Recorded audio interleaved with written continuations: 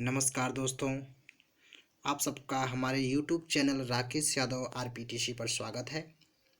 दोस्तों, आज मैं आप लोगों के लिए शिक्षक भर्ती सीटेट यूपी टेट के लिए पर्यावरण पाठ्यक्रम के अंतर्गत कुछ सिलेक्टेड प्रश्न को लेकर आया हूं, जो आप लोगों के लिए लाभदायक होगा।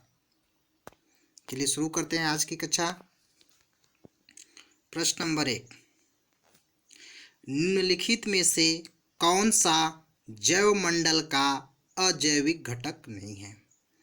दोस्तों, जैव मंडल में दो घटक होते हैं, एक जैविक होता है और एक अजैविक होता है।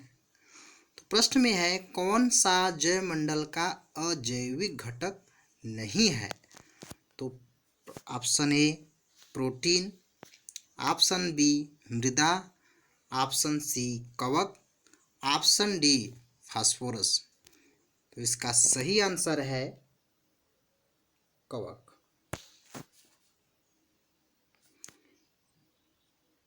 जो मृदा है, फास्फोरस है और प्रोटीन है।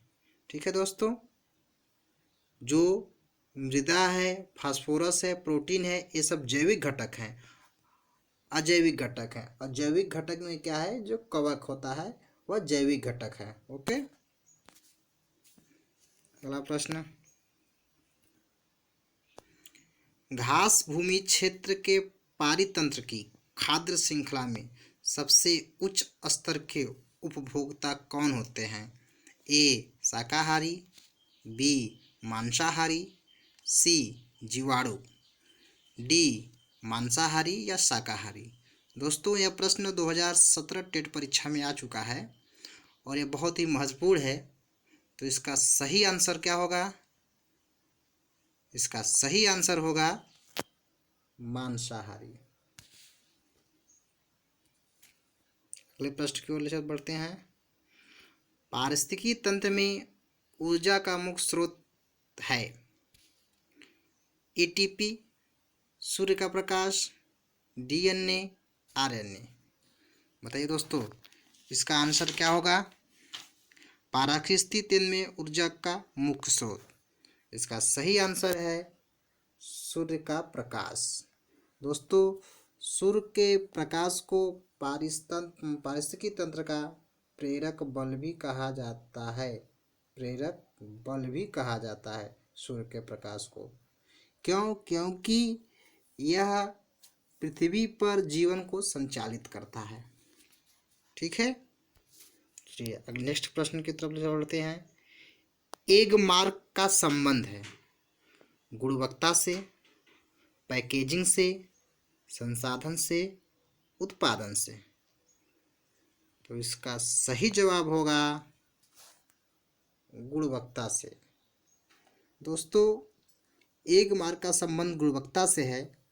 यह एक प्रमाणित चिन्ह है जो भारत में खाद्य पदार्थों पर लगाया जाता है। इस मार्क के मिल जाने से विक्रेता को उत्पाद की शुद्धता को प्रमाणित करने के लिए मेहनत नहीं करनी पड़ती है। क्रेता इस मार्क को खरीदकर उत्पाद की गुणवत्ता और शुद्धता पर विश्वास कर सकता है। दोस्तों, कोई भी वह सामान खरीदते हैं, यदि उस पर एक मार्क लगा है तो हमें ज़्यादा उसमें खोजबीन करने की ज़रूरत नहीं पड़ती है। हम समझ जाते हैं इस सामान की गुणवत्ता है। चलिए नेक्स्ट प्रश्न, किस खाद्य श्रृंखला में शाकाहारी होते हैं?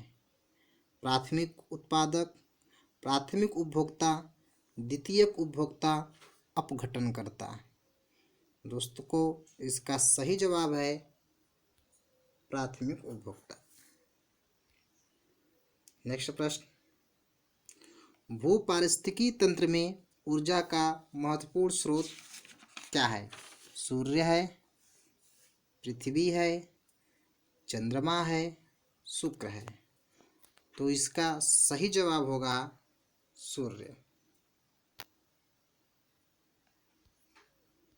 नेक्स्ट प्रश्न, जब एक जीव लाभ लेता है बगैर दूसरे सहवासी जीव को प्रभावित किए तो क्या कहलाता है? बहुत ही अच्छा प्रश्न है।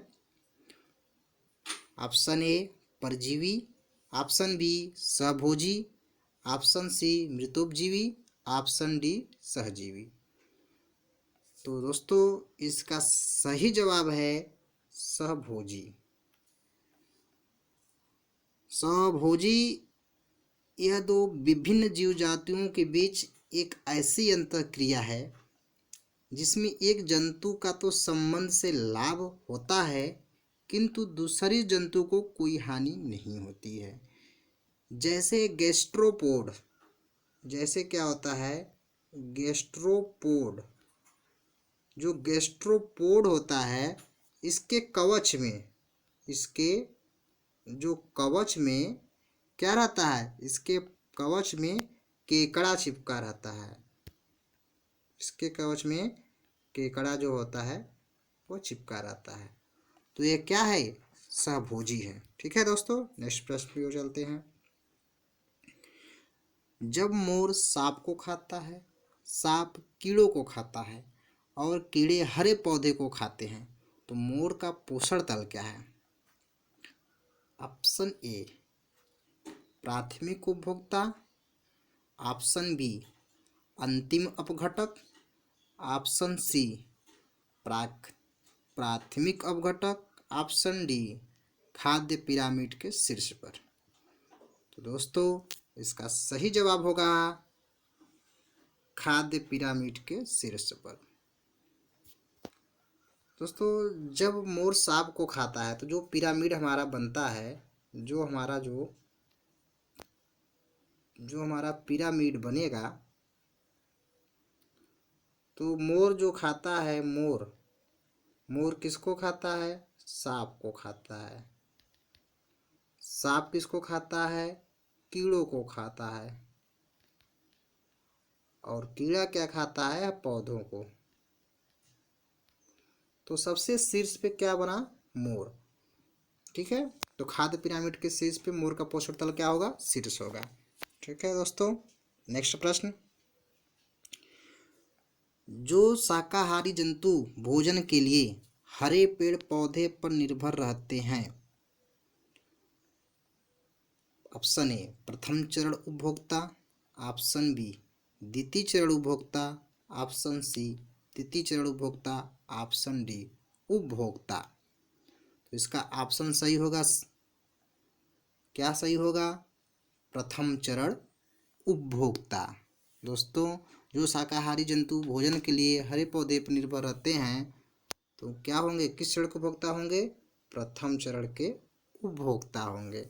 ठीक है, पौधे जो होते हैं क्या होते हैं? जो पौधे होते हैं वे उत्पादक होते हैं, उत्पादक होते हैं। और पौधे के बाद जो टिड्डा शाकाहारी जंतु होता है, टिड्डा, वह क्या होते हैं? प्रथम श्रेणी के होते हैं। और द्वितीय श्रेणी में क्या होते हैं? मांसाहारी आते हैं। ठीक है दोस्तों, नेक्स्ट प्रश्न की ओर तो चलते हैं। इकोसिस्टम की सही परिभाषा क्या है? इकोसिस्टम की सही परिभाषा क्या है? मतलब पारिस्थितिकी तंत्र की सही परिभाषा क्या है?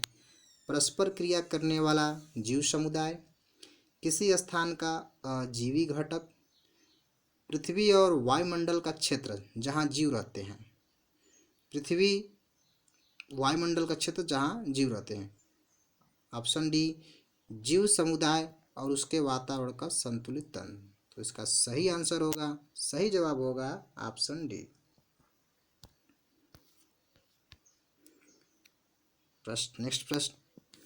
जैविक समुदाय में प्राथमिक उपभोक्ता हैं, ऑप्शन ए मांसाहारी, ऑप्शन बी सर्वाहारी, ऑप्शन सी शाकाहारी, ऑप्शन डी डायरेक्टिवोर। तो सर इसका सही जवाब क्या होगा दोस्तों? इसका सही जवाब होगा ऑप्शन सी शाकाहारी।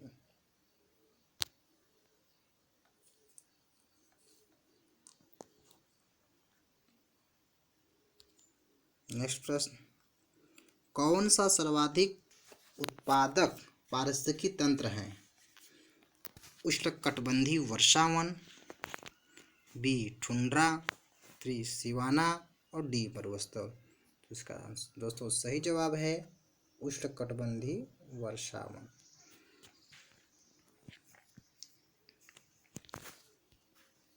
नेक्स्ट प्रश्न, खाद्य श्रृंखला के परस्पर समूह को कहा जाता है?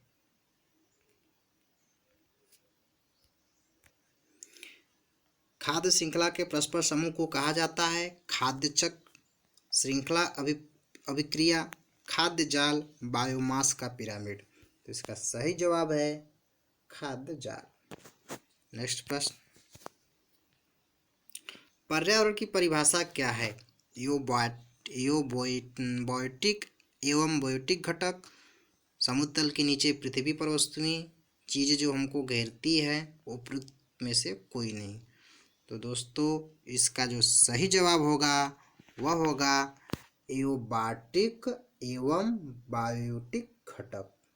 ठीक है, पर्यावरण अनेक तत्वों से मिलकर बना है दोस्तों, जो व्यवस्थित समूह होता है जिसमें सभी घटक बायोटिक और एबायोटिक प्रकृति रूप से संतुलित रूप में रहते हैं। ठीक है दोस्तों, नेक्स्ट प्रश्न की ओर चलते हैं।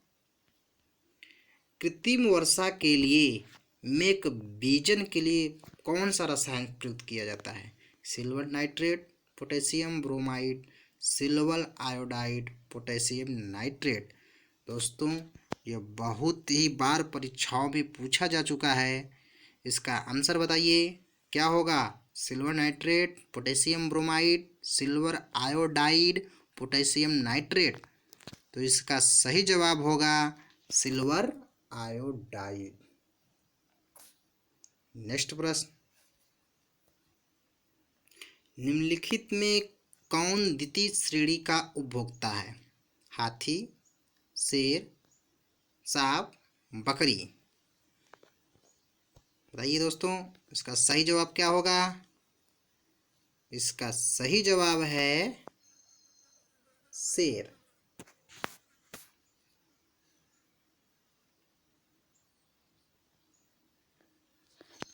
चलिए दोस्तों इसका जो सही जवाब होगा वह होगा सांप। शेर जो होगा तृतीय श्रेणी को उपभोक्ता होता है। ठीक है, प्रथम श्रेणी को उपभोक्ता में आके क्या जाएंगी? बकरी आ जाएंगी, बकरी, और सेकंड में सांप आ जाएगा, और जो थर्ड होगा इसमें जो होगा शेर आता है। ओके, चलिए नेक्स्ट प्रश्न, पारिस्थितिकी तंत्र का उदाहरण है वायु, तालाब, जल, मृदा।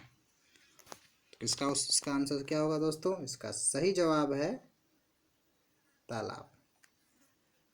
नेक्स्ट प्रश्न, अन्य मृत जंतुओं पर निर्वाह करने वाले प्राणी को कहते हैं? A parasite, B decomposer, C scavenger, D omnivore. दोस्तों इसका जो सही जवाब होगा वह होगा स्क्वेंजर।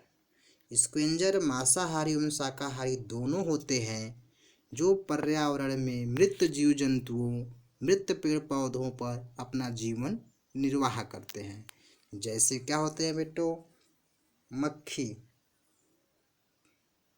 जो मक्खी होते हैं और गिद्ध होते हैं, ये जो जीव जंतु मृत जीव जंतु होते हैं उनको खाकर अपने जीवन का निर्वाह करते हैं। ठीक है दोस्तों, दूसरे को मृत जंतु निर्वाह करने वाले प्राणी को इनके प्राणी को क्या कहा जाएंगे?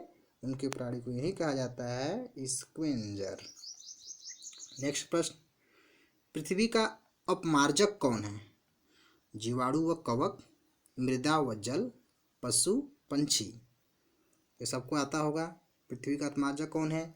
इसका सही जवाब होगा जीवाणु व कवक। ठीक है दोस्तों, अगले प्रश्न की तरफ चलते हैं। नेक्स्ट प्रश्न है, हमारे पर्यावरण में किस गैस का सबसे अधिक सांद्रण है? कहने का तात्पर्य है कि हमारे पर्यावरण में कौन सा सबसे अधिक गैस पाया जाता है? A oxygen, option B carbon dioxide, option C hydrogen, option D nitrogen. तो इसका जो सही जवाब होगा क्या होगा दोस्तों? इसका सही जवाब होगा नाइट्रोजन। नाइट्रोजन कितना पाया जाता है? 78%। ठीक है, ऑक्सीजन कितना पाया जाता है, O2 कितना हमारे यहाँ है, वह है लगभग 21। ठीक है। और इसमें से एक प्रश्न होता है CO2। CO2 कितना पाया जाता है दोस्तों, वह पाया जाता है 0.03। ठीक है दोस्तों, ये तीनों जानकारी आपके लिए आवश्यक है। परीक्षा की दृष्टि से कुछ महत्वपूर्ण तथ्य हैं, उसको हम समझ लेते हैं। पारिस्थितिकी तंत्र शब्द का प्रयोग सर्वप्रथम किसने किया था, A.G. टेंसले ने किया था। श्वसन की क्रिया क्या है, यह एक अपचायक क्रिया है। ठीक है दोस्तों। किस रंग में प्रकाश संश्लेषण होता है, लाल और नीला में होता है। ठीक है। प्रकाश संश्लेषण की क्रिया में CO2 और H2O का क्या होता है, CO2 का अपचयन होता है और H2O का ऑक्सीकरण होता है। ठीक है दोस्तों। अगले प्रश्न को अगले देखते हैं। सभी उपभोक्ताओं में कौन सा गुण पाया जाता है, कौन सा गुण पाया जाता है, परपोषी का। द्वितीयक उत्पादक किसे कहते हैं, परपोषी उपभोक्ता जंतुओं को। ठीक है दोस्तों। वे जंतु जो दूसरे जंतुओं का शिकार करके अपना भोजन प्राप्त करते हैं कहलाते हैं, क्या कहलाते हैं, प्रीडेटर्स। ठीक है। कुछ जंतु शाकाहारी व मांसाहारी दोनों होते हैं, उसे क्या कहते हैं, उसे कहते हैं सर्वभक्षी। ठीक है। किसी भी पारिस्थितिकी तंत्र में एक निश्चित समय में अजीवी पदार्थ की मात्रा को कौन सी संज्ञा प्रदान की जाती है, खड़ी अवस्था। ठीक है, स्टैंडिंग स्टेट। खाद्य श्रृंखला में ऊर्जा का प्रवाह किस दिशा में होता है, एक ही दिशा में होता है। संपूर्ण समुदाय के सभी जीवों में संबंध स्थापित करना क्या कहलाता है, खाद्य जाल कहलाता है।